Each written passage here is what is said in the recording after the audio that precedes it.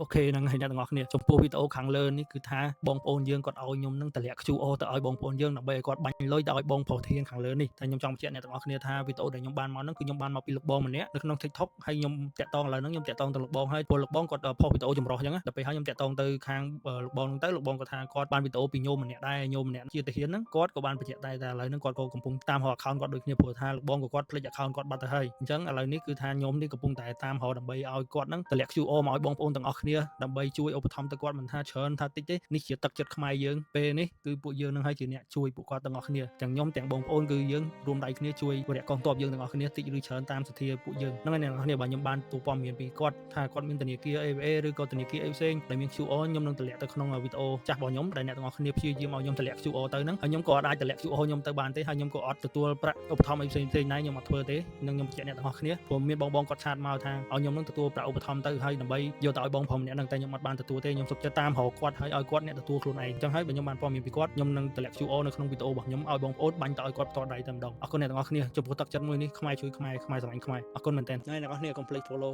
page របស់ខ្ញុំផងដើម្បីទទួលបានព័ត៌មានថ្មីៗ